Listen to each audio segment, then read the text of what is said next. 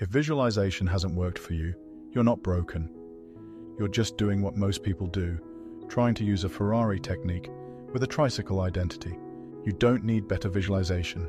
You need a mental shift, actually 5 of them, because your brain doesn't manifest what you want.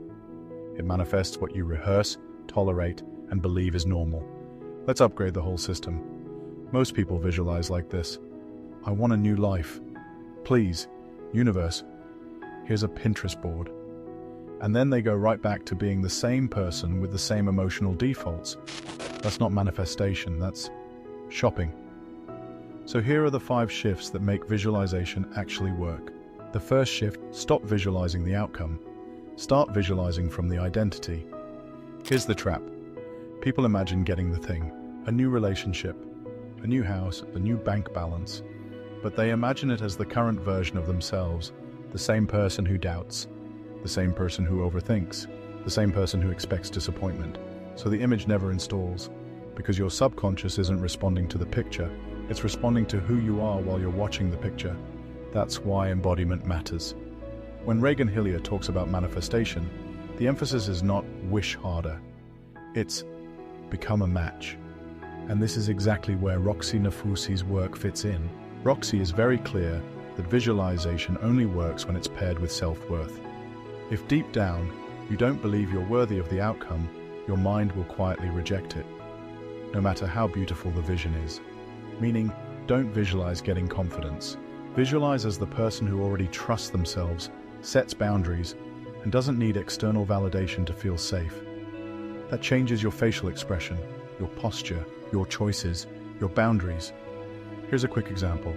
Instead of, I see myself closing a big deal, try, I am the person who follows up without fear. I communicate cleanly. I don't abandon myself when it's time to be seen. That's an identity script. The subconscious can work with that. And yes, it feels different, because you're not fantasizing. You're rehearsing a new normal. And that brings us to shift 2, the one that stings a little. Visualization doesn't override belief, it exposes it. If you visualize and immediately feel doubt, impatience, resistance, a yeah right energy, that's not the universe blocking you. That's your current identity showing you the real program running underneath. Your mind is basically saying, I see your dream, and I don't believe we're that person. Most people respond to this by forcing positivity. Bad idea. Because forced positivity is just denial with a cute outfit. This is why Roxie emphasizes belief plus trust as non-negotiable. In her framework, visualization comes after you've worked on self-worth and trust, not before, because the nervous system will not cooperate with a future it doesn't feel safe holding. Instead, use resistance as data. Ask, what belief is this visualization triggering? Because if trust is missing, visualization becomes mental torture. You're asking your body to open to something it doesn't feel prepared for. So what do? You don't visualize harder, you clear the contradiction. Example, you visualize financial freedom, then you feel tightness and I'm not good with money. That's the belief. So you address it directly. I'm learning to feel safe with more. I'm becoming someone who can hold money calmly and wisely. That's self-worth meeting trust, 2 of Roxie's core pillars. Then go back into the visualization from that identity. The goal isn't to pretend doubt doesn't exist. The goal is to stop letting it drive, which leads to shift 3, the practical one. Visualization isn't about the future. It's about present-day decisions. People treat visualization like ordering from a menu. I'll take one soulmate and a side of passive income. But visualization works because it changes what you do next, not next year. If your visualization doesn't influence your behavior within 24 hours, it's entertainment. This is where Roxie's idea of alignment fits perfectly. Alignment means your thoughts, emotions, and actions are pointing in the same direction. If you visualize one life but act like another person, the system collapses. The way to make visualization functional is this. Don't visualize the highlight reel. Visualize the moments that usually break you. When you're tired, when you're triggered, when you don't get a text back, when you feel behind, when you feel exposed, then rehearse the response of the future you. Because under stress, you don't rise to your dreams. You fall to your rehearsed identity. So instead of imagining yourself successful, rehearse, how you handle rejection, how you handle delays, how you handle uncertainty, how you follow through when nobody claps.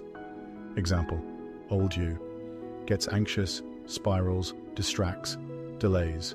Future you notices anxiety, breathes, takes one clean action, returns to emotional baseline. That's alignment in action. Visualization becomes a training ground for behavior. And now shift 4. This is the one that makes the magic feel real. Your subconscious doesn't follow images, it follows emotional familiarity. Here's the brutal truth. You can visualize something perfectly and still not manifest it, if the emotional state required for that life feels foreign. Your subconscious is obsessed with familiar, even if familiar is painful. So if you're used to chaos, peace feels wrong. If you're used to lack, abundance feels unsafe.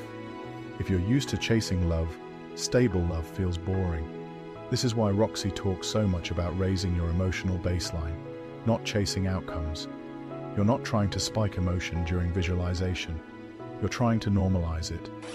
Pick the emotional signature of the future: safety, certainty, gratitude, self-trust, calm confidence.